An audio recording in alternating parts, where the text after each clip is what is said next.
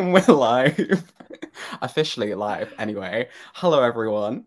I hope you're doing very well on this Sunday evening or afternoon in your daylight savings time, wherever you are in the world.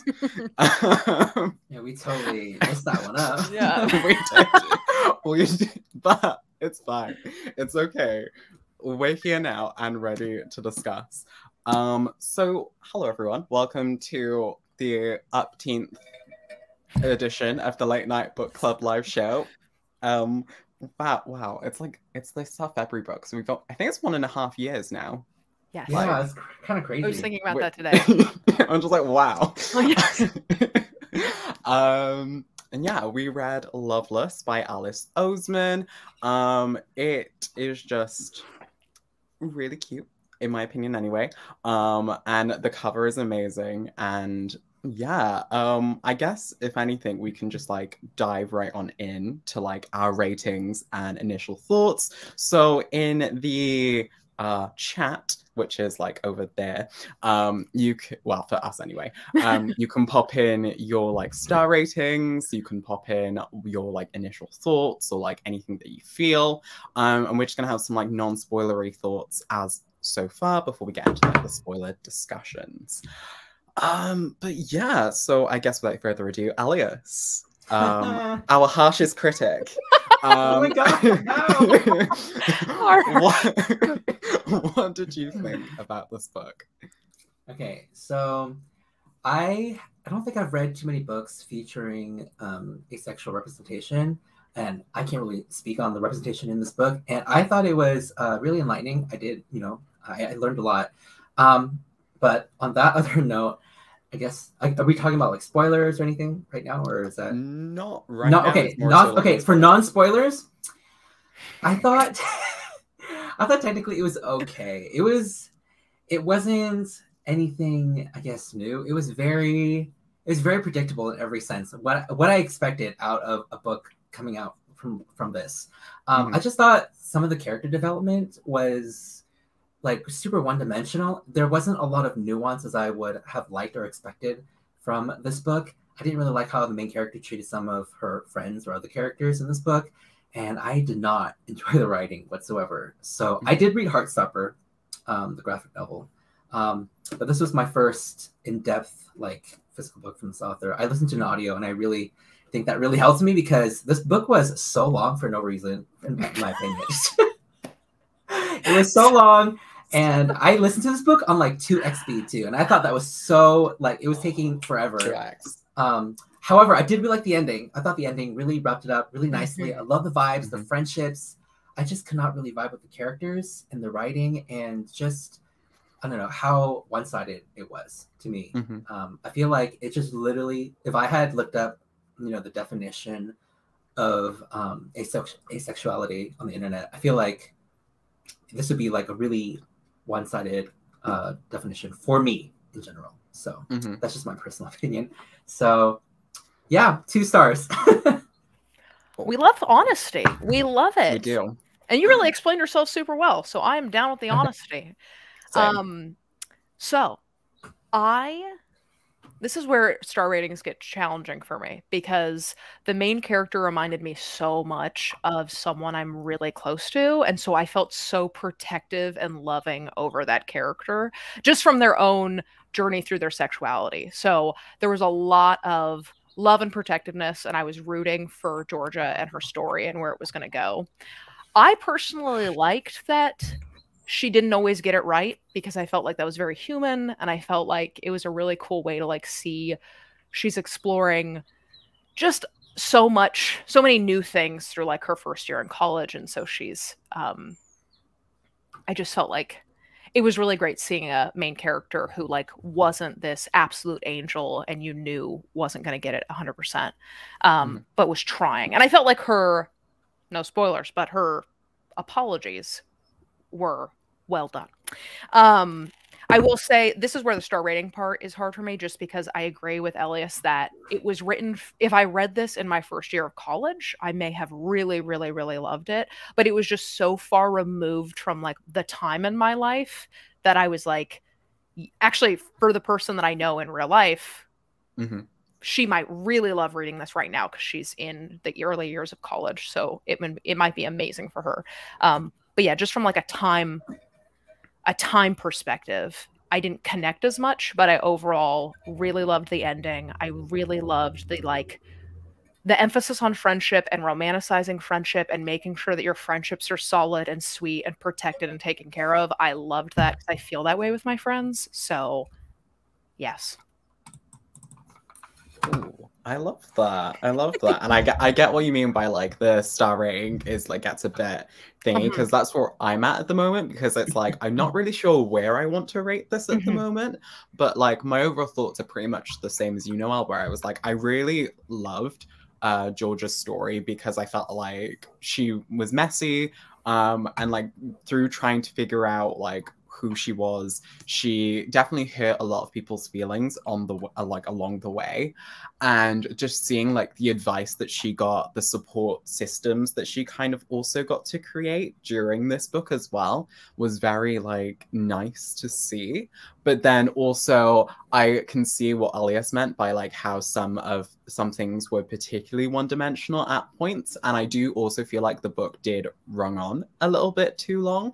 However, I think that specifically like just seeing someone else's queer experience, it did like kind of have me also re-examining like how I felt about like certain things and like about like how I felt about people. And I just feel like this is just such a great, because this is like young adult, I think it's like a great way for like young people to kind of start to inspect their own queerness and how they feel like romantically or sexuality wise. But then also the fact that it kind of defined the fact that like friendships are just as important as romantic relationships. I think that was also heavily important as well, and we can get into that later on as a discussion. But also hello, Jack. Also, hi, Jack.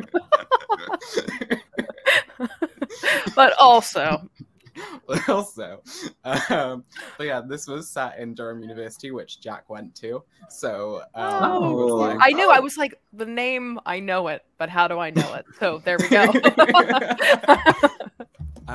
But yeah, I guess for me, this sits, I would say comfortably at the moment at like a 4-star. Okay. So yeah. Okay, so that is basically like the non-spoilery thoughts, non-spoilery section. If you've like yet to read this book or like yet to like start it, I would recommend clicking off now in case you don't want to be spoiled or anything. If you want to continue listening, just be warned, we will be discussing spoilers. So I guess the very first thing I would love to touch upon is like the friendship dynamic between Georgia, Pip, and why is his name blanking me at this moment in time? Jason, there we go. I was like, wow. Yeah, Georgia, those three. How did you feel about their friendship and like the trials and tribulations that they had gone through during the entire book? I feel like Jason was often just like pushed in the background for a lot of it. I mean, I feel like his character was used a lot. Like it was kind of, I don't know, I thought it was kind of shitty of how Georgia treated him, of how she sort of used him in order to find more about herself. And as a friend, knowing him for so long, I thought that was that kind of rubbed me off the wrong way. I really like their friendship dynamic. I really like reading books about friendships, and this sort of like convey that in a really like healthy sort of like good mindset. There were some times where also like Pippa as well was like, as a person of color in like the friend group, I thought she was sidelined sometimes as well, or used as a way to educate the other, like Georgia, the main character. But aside from that, I think that their friendship dynamic was just really pure and wholesome. I mean, maybe something that I can hopefully look forward to one day. I mean, with you guys, of course.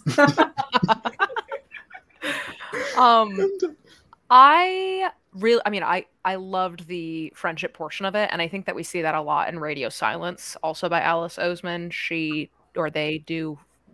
They do friendship very, very, very well. And so I feel like I was really invested in these friendships and I really wanted them to thrive. And so the fact that there were problems and that they did have these big big dramatic moments where they genuinely weren't talking for real reasons that weren't, you know, okay, and reasons that really hurt the other people in the friend group. The overall understanding and realization of how important these friendships were, I felt like were really wonderful, and seeing how Georgia wanted to fix things and put such an emphasis on saving those friendships and not letting them fade in the background was really special. Um, I will say, who's the Rooney? Rooney at Rooney. times came off really in your face sometimes, like right at the She was beginning. annoying. Yeah, it felt a little disingenuous of a friendship, and so it was hard for me as a reader to trust Rooney, just 'cause I was like, "I don't know where you're coming from on this, like, you have so many friends, are you really connecting with Georgia? Are they just kind of like, is Georgia just kind of this, like, project that you're working on?" But towards the end of the book, I really did like how Rooney came full circle and really valued their friendship, so. Yeah. I love that. I think for me, like James was definitely like sidelined during this, and I definitely feel like having some kind of like added depth and exploration for him would have been amazing. Pitt, I loved overall like how the friendships weren't always like happy and like steady going all the time. And I think that's one thing I really like about Osman's writing, is that they're not afraid to kind of show this kind of conflict and this just like not everything is going to be 100% okay 100% of the time. And I think that's why like initially when we met Rooney, it was a bit like disjointed, because as we come to learn about Rooney's past, the fact that they really had like sacrificed so much of like their friendships and stuff for romance and love, they kind of, I think they were so desperate to try and find someone to be friends with that they were just basically throwing themselves in a disingenuous way at everyone, just being like, hi, be friends with me, be friends with me, be friends with me. And then Rooney then starting to have like an actual in-depth connection with Georgia kind of scared her, because she was like, oh, this is becoming very deep. And I'm not sure if I'm like prepared for that, but as we see throughout the novel, Rooney kind of like starts to learn like to stop these kind of self-destructive behaviors and almost like accept the love that she is being given. And I think it's something that kind of can come across as like annoying at first, but then when you learn kind of like the reasons behind that, you learn to understand her a lot more. And then that's when I really started to empathize with her and like her character as well. But yeah, I think overall it just showed that like friendships can be as messy as relationships, and like there are certain things that like you need to do in order to fix those friendships as well. No, I think for me, she probably had the best character development of the entire, most of the characters, I think, of the entire friend group.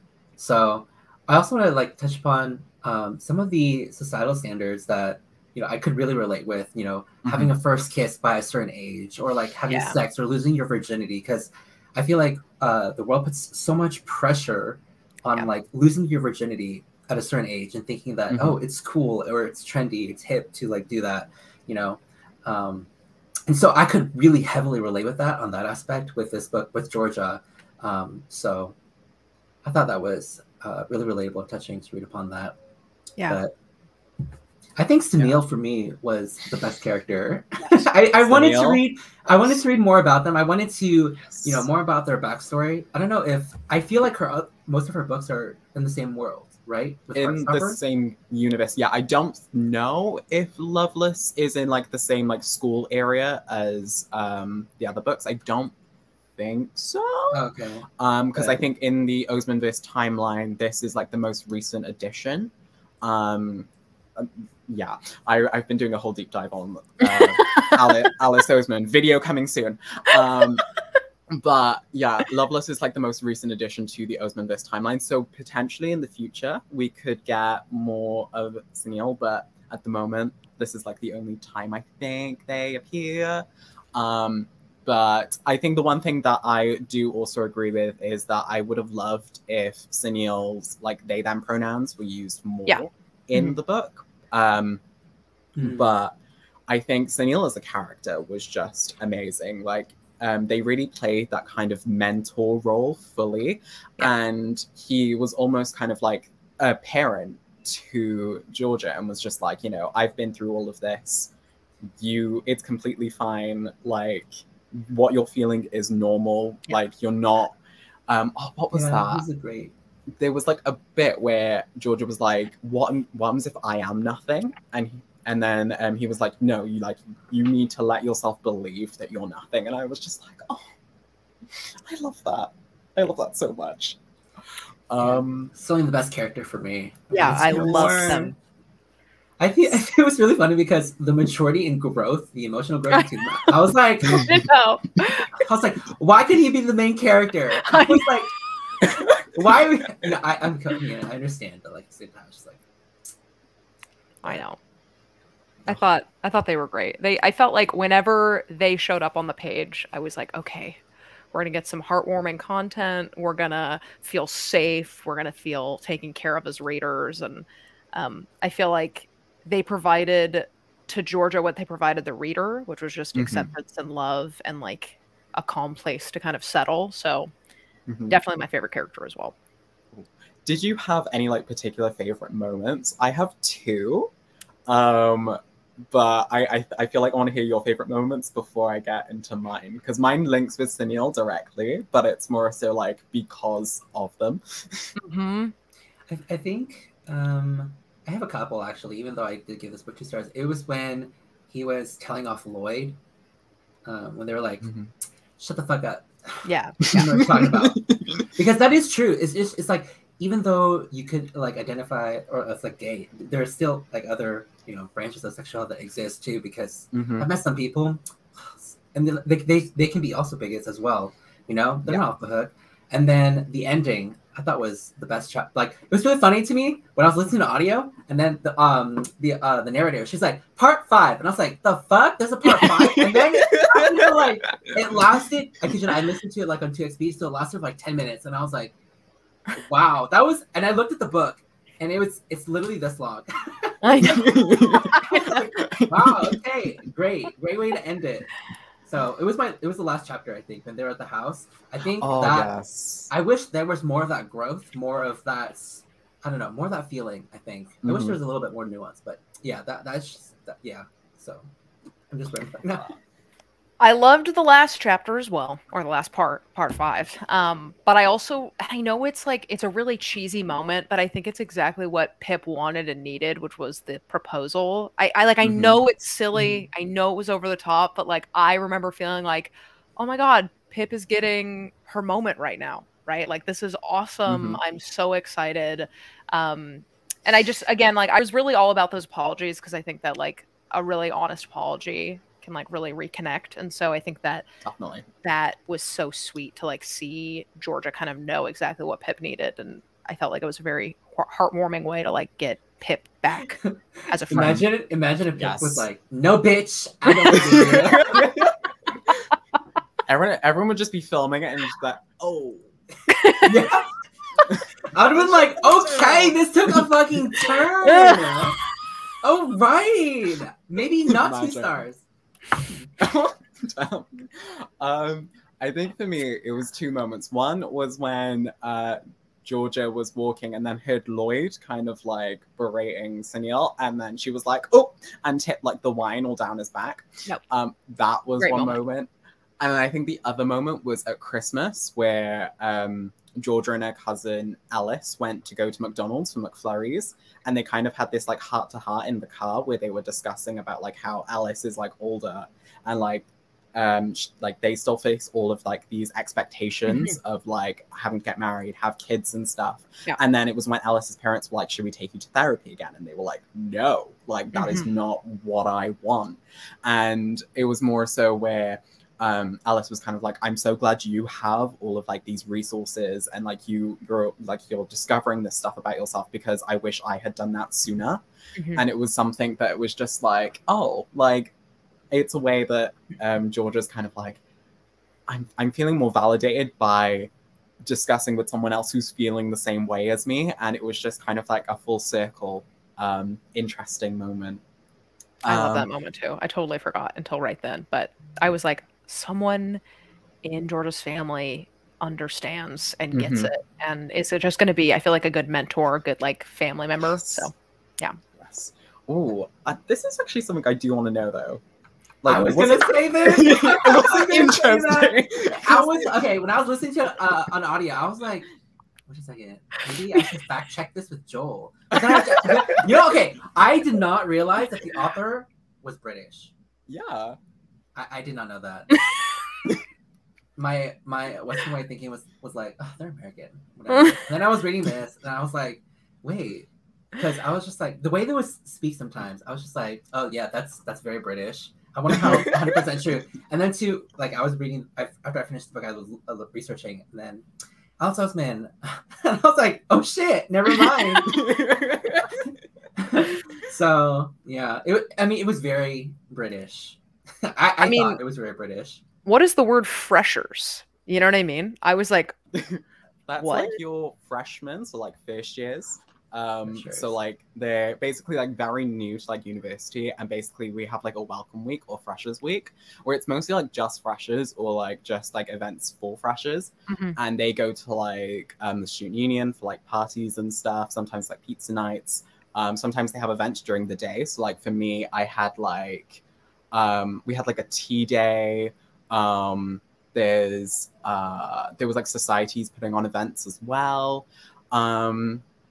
Yeah, so like Freshers Week is basically like a welcome week kind of thing. And I think like it was very representative of like the typical like British uni experience where like people are going to clubs, people are like trying to do like all sorts of things. I just really wanted like more flat drama though, like because all we got to see from like Georgia was like that one moment where like she almost walks in on Rooney and like the guy, and I was like we need more like flat drama. Like there was more stuff that can happen in a flat. Like someone didn't wash that bowl and now it's grown mold. Like please. Oh my god.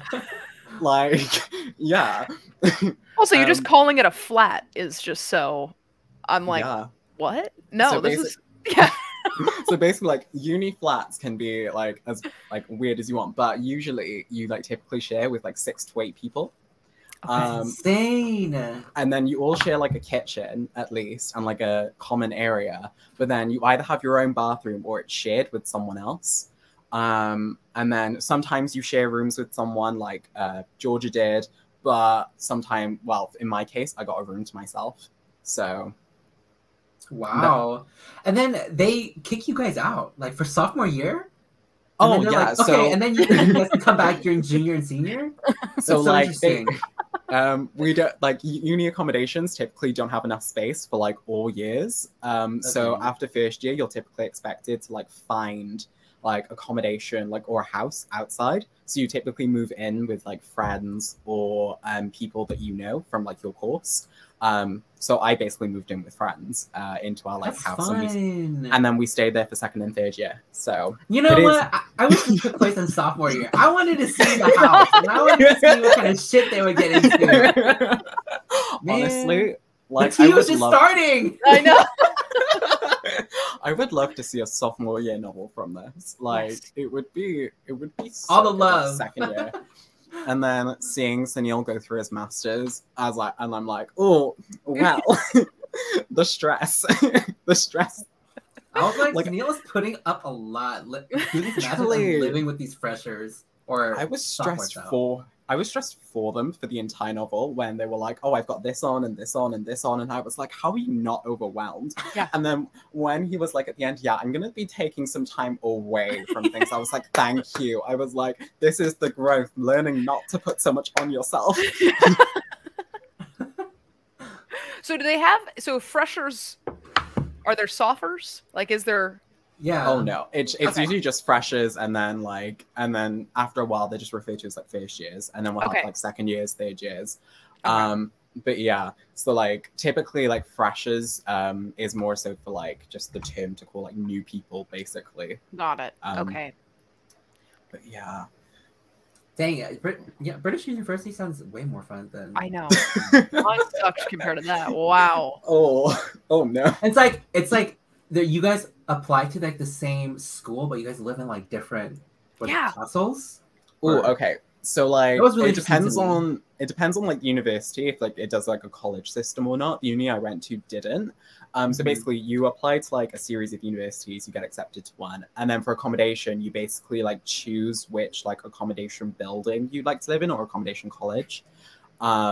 So for me they were like I think they were like 4 different types of accommodations. And then We all just see that. I saw it, yeah. Not this whole live show, just show explaining uni life. Going back.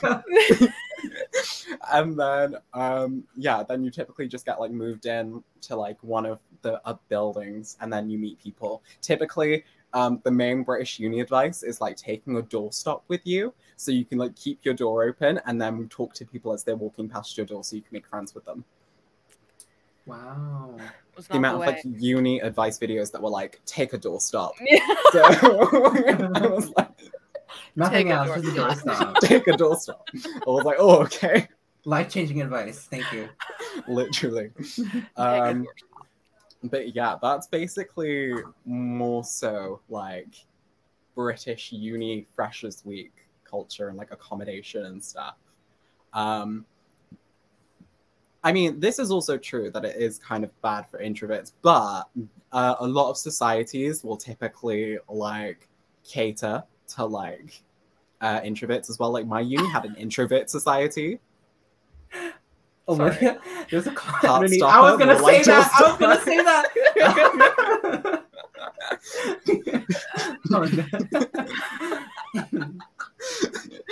Alice Oseman just writes like a one shot about a doorstopper. Yeah, it could actually lead to like it could be like a new romance book where like, you know, they leave a doorstopper in the door and they meet like, I don't know, their love of their life As they walk past. Yeah, their love interest.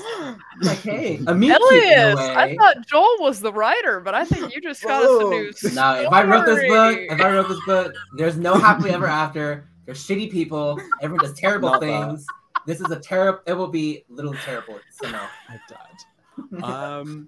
Oh, actually, there was one thing I want to ask that will be a very fun conversation. So basically, as we learn throughout this novel, Georgia is obsessed with fan fiction. And like she often refers to like tropes that she likes and stuff. So one thing that I'd love to know is, do you read fan fiction? If so, which fandoms? And also, do you have any particular fanfic tropes that you like? Oh my god. Oh. Okay, so I've read this series called The Foxhole Court by Nora Sakovic. If you're looking for representation, this is the opposite, okay, of this book. It's literally terrible. But I was so obsessed. It's a trilogy. It's so fucking bad. The writing is atrocious. Their mental representation is non-existent, okay? But I was living for these characters and just their story, and I wanted more. So I literally went on Tumblr. It was during the Tumblr OG days, and where people actually like retweeted, reblogged, and just wrote a shit ton of all these like what happened after, right? I needed that closure, and it was like sort of my first venture into fan fiction in general. So as for me, I don't have any specific tropes, I would say, but that's when I discovered like Wattpad and what that was. It was crazy. So yeah, 1D fanfics.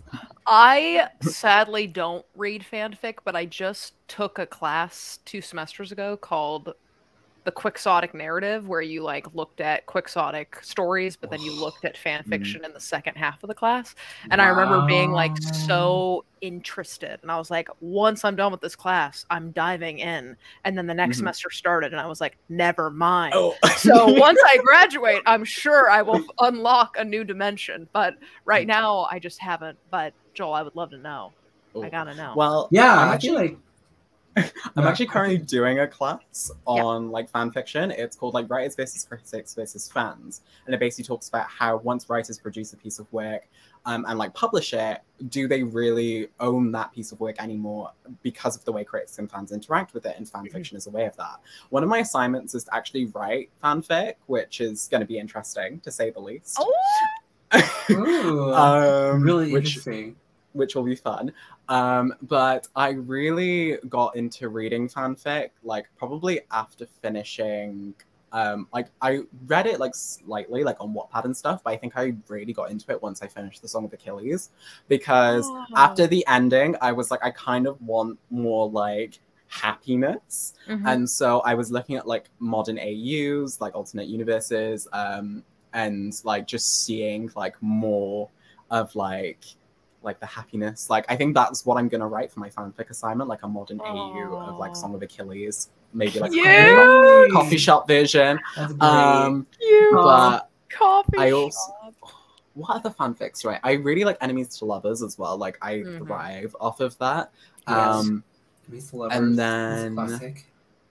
I'm trying to think of what other fanfics I'm not reading fanfics as much lately because of like uni assignments and like other bits of books that I'm reading, but I kind of dip my toes in every now and again. And like I do think I will probably, hopefully, do a video on fanfic at some point, because I think that would be love pretty it. You know, it's really interesting because, you know, in some fan fictions, they've actually been like revised and re-edited into like an actual novel and everything. AKA like 50 Shades. There's like The Mortal Instruments, I think. Yes. Was like sort of adapted from that.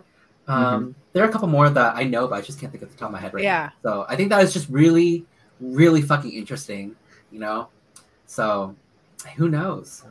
Well, that's basically what my class is about. Like, kind of how interesting is it? Like, people's relationships with like texts has transformed them into kind of writing these response pieces almost to the original piece of fiction, which would be very interesting. I mean, I think like if Elias decided to write fanfic about this, like, you know, we all know what would happen. Destroy everything. Literally. You do not want me to write the fanfic. Maybe something should be gatekept. But yeah, I'd love to know in like the chat as well, like people's relationship with fan fiction and like particular fanfic tropes and stuff that they particularly enjoy. I'm trying to think if you have any other questions as well, or if you two have any questions you want to ask. We can do those. Either of you, well, Elias, I know you said you read Heartstopper. Have either of you read any other Alice Oseman? Yeah. I've actually read Radio Silence, but I did not finish. I started it. I think I got like roughly 100 pages in, and I put it down because I was not into it. And I was like, I'm thinking I'll finish it later. That was like 4 years ago, 3 years ago, or something like that. So it was a long time ago. Ooh. So I am familiar with their work, but I don't know. I honestly thought Heartstopper was okay too. Like I thought, oh, this is cute. You know, that's just me though, because I'm just a bitter person. So I'm dead. Just a bitter person. I'm like, a cute, happy, healthy relationship? I fucking hate it. Block. You're like, unrealistic. Delete. Unrealistic. Cannot happen. Delete. Non-existent. Not that. That's not me. That. Not happening. For me, this is actually like the first like novel of Oseman's that I've read. I've read the first 3 volumes of Heartstopper, but as of tomorrow, I am going to be like reading the rest of Oseman's works and then ranking them. So that video will be live soon. But I initially was going to read it in like universe order, but then like obviously we had to read it live show. So, but it will be in order for the videos. Like my thoughts will be for this book will be right at the end. Isn't there a Netflix adaptation too? Yes, for Heartstopper. That's coming out this spring. I'm excited to watch that. Oh wow. That's awesome. Wait, that's so soon. I know. Yeah. Wow. The cast photos, because they release like photos of like the cast and what they look like. It's very much very exciting. Like everyone's age appropriate, which is amazing. It's very much like it looks like the art has come to life, which I really love. Yeah, and so I'm really excited for it. I'm excited for like the show for like queer kids. It's gonna be great. But yeah, a lot of people also agree about Radio Silence being amazing and so good.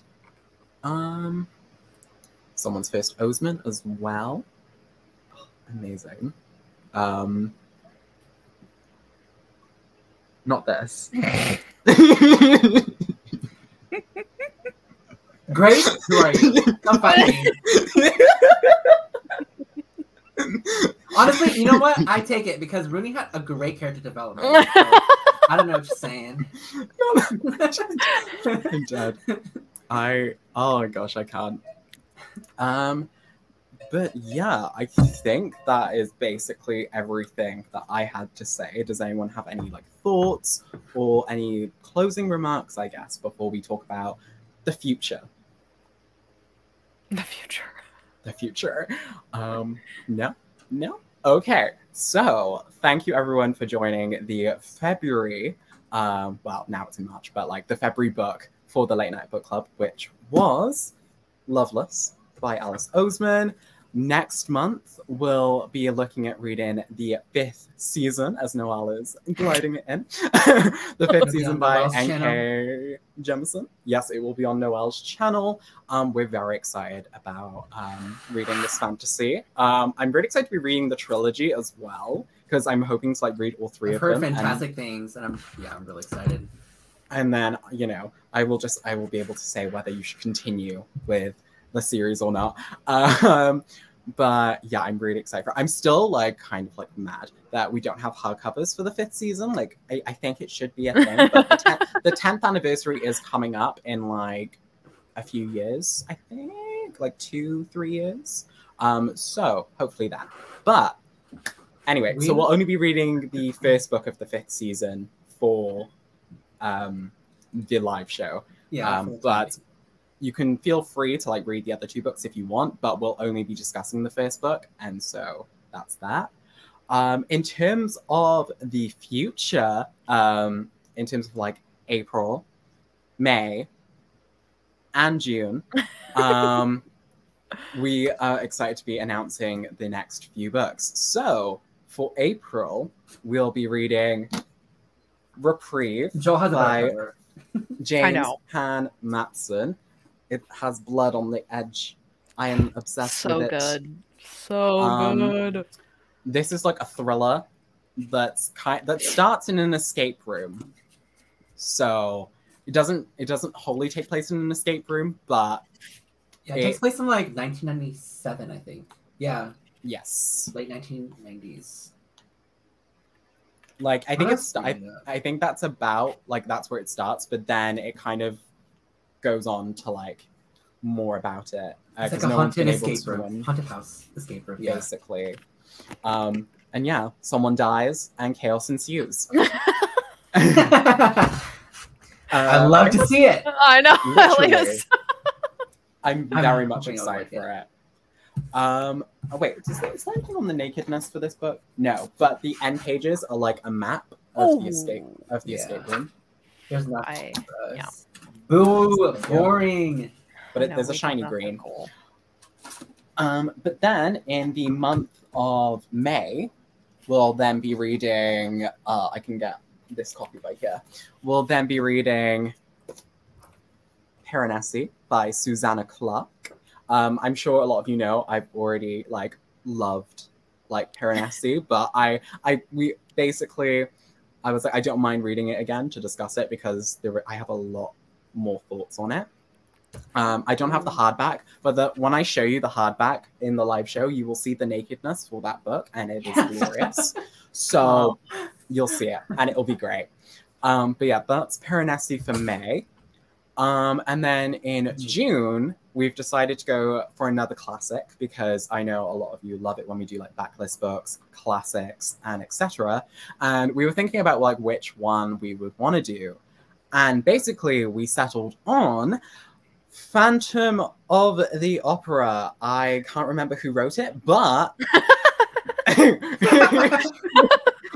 Wait, Gaston Leroux, I think. Thank you. I don't know who that is. Yeah, not Adam Take Two. Oh my god. If you know, you know. If you know, you know. The girls that get it. The girls that don't. I'm sorry. Oh my god, you could like night watchers that get it, and the night watchers that don't. Adam. But yeah, I've never read the Phantom of the Opera, even though I do know like the story of it all. Right? It's just like how people know Frankenstein, but they don't know like the details and the backstory. So this would be really interesting, I think. Yes, and it's also really short too, right? It is, which like I around think 100 is very pages. Nice.